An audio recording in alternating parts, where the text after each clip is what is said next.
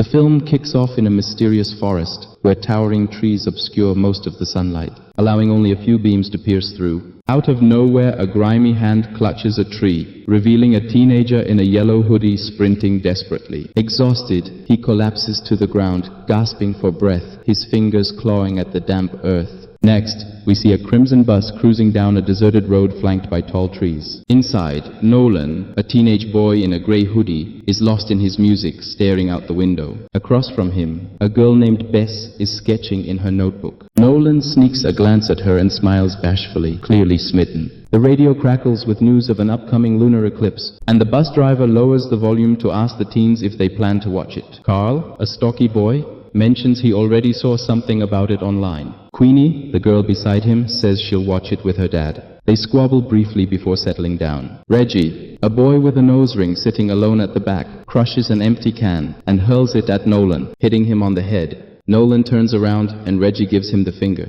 Nolan responds before turning back to see Bess smiling at him. The boys mess around for a bit, and after the ruckus, Joe asks Bess if she'll watch the lunar eclipse. She answers hesitantly, and Carl laughs, teasing Nolan and Bess. Irritated, Queenie moves to sit in front, away from Carl's jibes. The radio continues to discuss the captivating lunar eclipse. Reggie mocks Joe about driving slowly, and Carl stands up, reading a riddle from his phone. Expecting it to be challenging, he's let down when Joe solves it instantly. Reggie laughs derisively, saying Carl has been outwitted once again. Joe, sitting confidently in the driver's seat, announces with a twinkle in his eye that he has a riddle they won't find online. Queenie, always eager for a challenge, leans in, her eyes sparkling with curiosity. As Joe recites the riddle from memory, the friends listen intently, their faces a mix of concentration and intrigue. Minutes pass in silence, and when no one can come up with the answer, Carl leans over to tease Queenie, affectionately calling her IQ. Joe, observing the teenagers through the rearview mirror, smiles at their puzzled expressions. The bus continues its journey, soon turning onto a darkened road where towering trees block out the sunlight. In the middle of the road lies a fallen tree, but instead of turning back, Joe expertly reverses the bus and maneuvers onto a smaller, hidden trail. The bus emerges onto an open, desolate road, void of trees and life, with a thick fog hanging overhead. The teenagers peer out the windows, their fear palpable as the fog obscures their vision. As the bus inches forward, they encounter a deer lying in the middle of the road. Joe steps out, warning his passengers to stay inside, and drags the animal away. The friends consider helping but decide against it.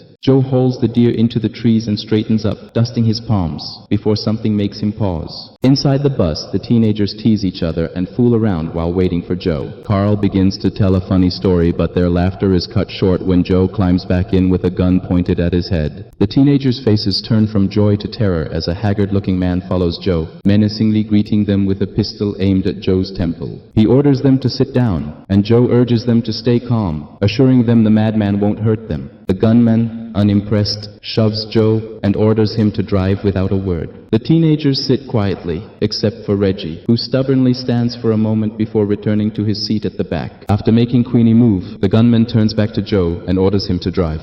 As the doors shut, Carl suddenly remembers something, while staring at the gunman up front. The scene shifts to a few days before when Carl was having lunch with his father, Chris. Carl animatedly recounts a tale of heroism, describing how he saved a girl from bullies at school. Chris listens with a mix of skepticism and indulgence, his expression a mask of false surprise and awe. As Carl's story grows more intense and outrageous, he accidentally spills ketchup onto his father's tablet. Chris wipes it off, revealing a news article about a convicted criminal who recently escaped from prison. Carl asks about it, and Chris explains that the escapee is a dangerous serial murderer with a penchant for targeting teenagers. He jokingly reassures Carl that he can handle the convict just like he handled the bullies at school. Back in the present, Carl's eyes widen in horror as he recognizes the gunman as the escaped convict. The day turns to dusk, and the bus continues its eerie journey. Pedro, the gunman, orders everyone to throw their phones out the windows to prevent them from calling for help. They comply quickly,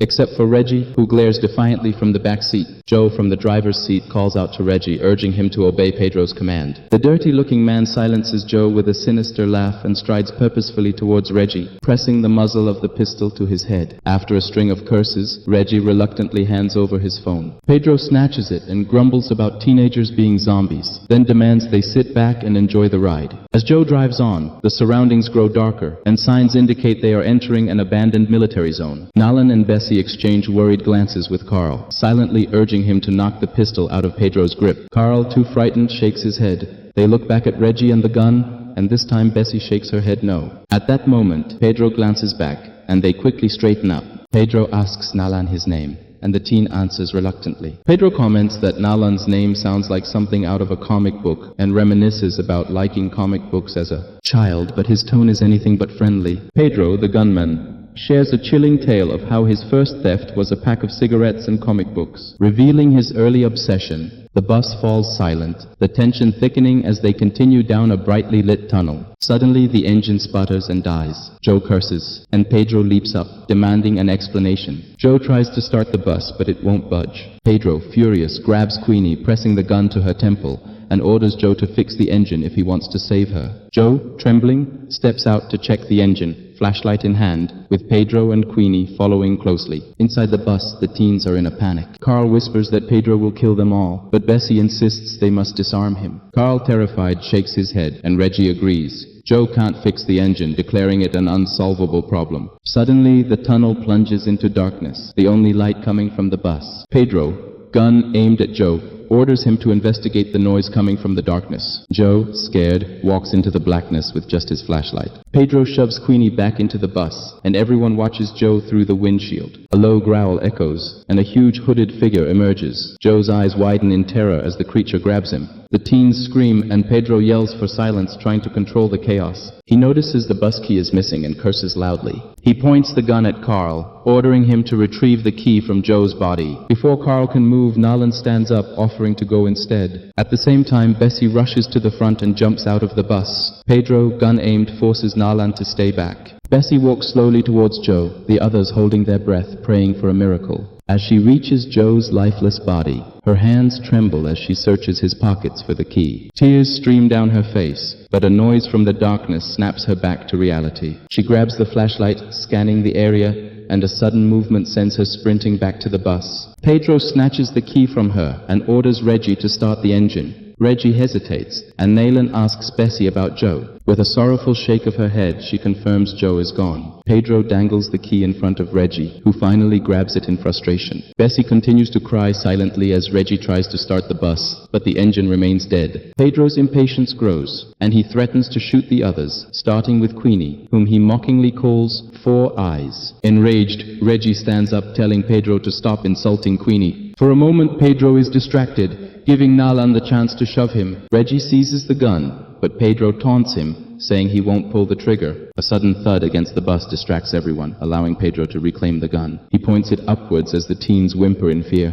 Pedro jumps out of the bus, yelling into the darkness. A monstrous figure emerges, and Pedro freezes, a twisted smile on his face. A loud bang startles the friends, who huddle together in the aisle. Gunshots ring out, causing the girls to scream and the boys to curse. Reggie turns on Carl, insulting him, and Nalan tries to calm him down, but a fight breaks out. Their argument is cut short by a screech outside the window. The creature, now visible, growls and roars, revealing it has neither human hands nor animal paws. After it leaves, the friends try to figure out how to survive.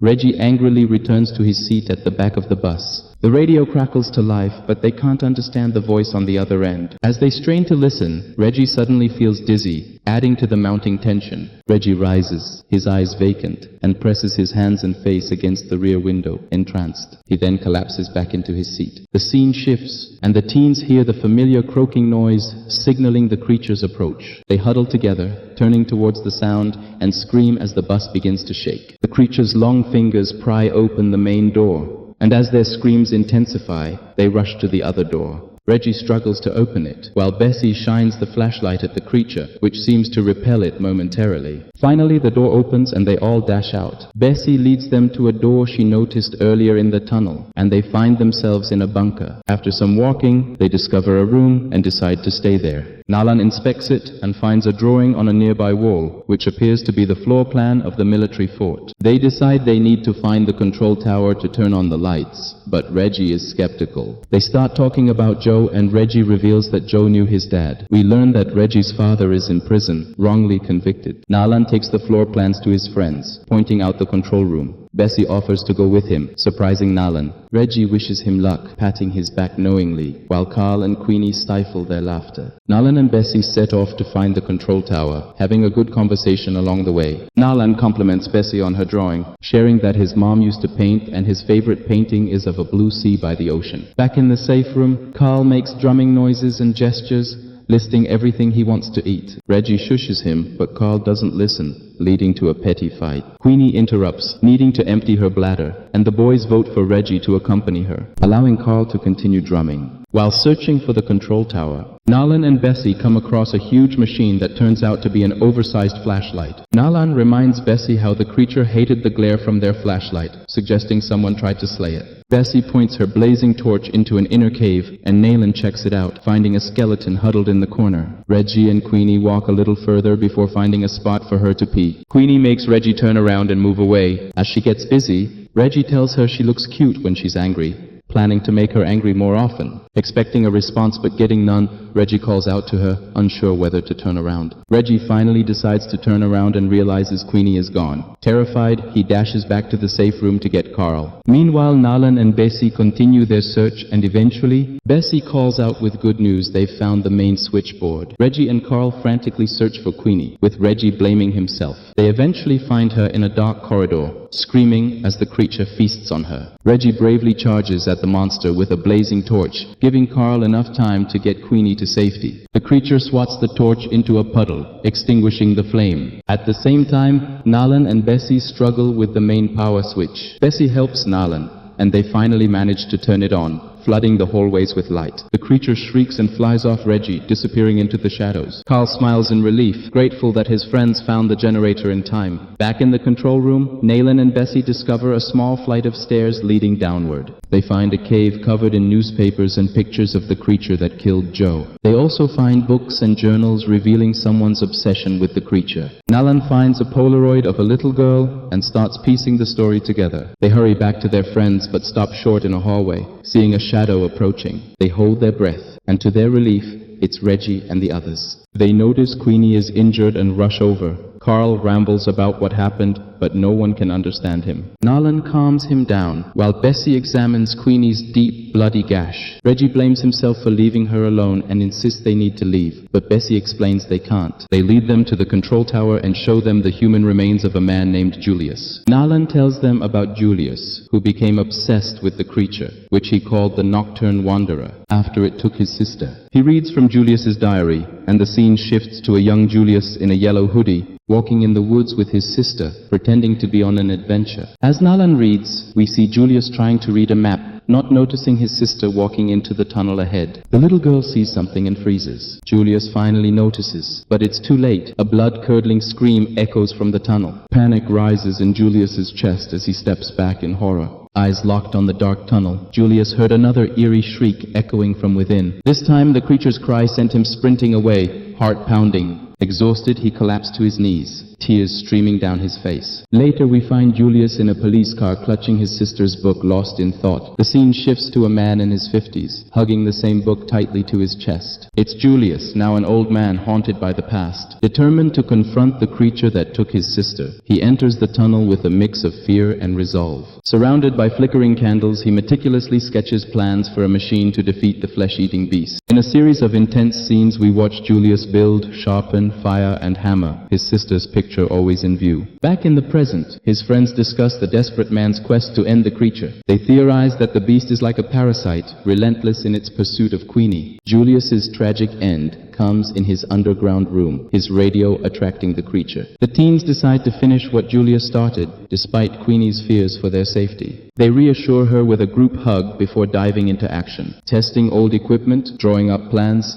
and working together, they prepare to trap the Nocturne Wanderer. Queenie is taken to a safe place as they set their plan in motion, using her bloodied clothes to lure the creature. But things go awry when Bess can't flip the switch alone. The light fails, and Reggie's button doesn't work. Marlin nearly gets caught, but Bess distracts the creature, saving him. The creature almost finds Queenie and Bess hiding, but a distant clang diverts it. They lure it into a room with Queenie's bloody clothes on a light source. As expected, the creature picks up the clothes, and they quickly turn on the light, momentarily blinding it. Carl bravely stabs the beast, giving the girls time to escape. Queenie and Best emerge from the tunnel, breathing a sigh of relief. They glance back to see the creature shrieking but unable to leave the darkness. In the distance, the boys approach with blazing torches, cornering the creature. They set it on fire, watching as it burns, shrieking in agony. Nolan's voice narrates the ending, revealing that the answer to Joe's riddle on the bus was courage. He explains how courage was the lesson from their ordeal, a lesson that would stay with them forever. The story concludes with police officers investigating the tunnel. One ventures deeper, flashlight in hand, only to be met with a loud shriek. His flashlight goes out, and his eyes widen in terror as another shriek echoes through the tunnel.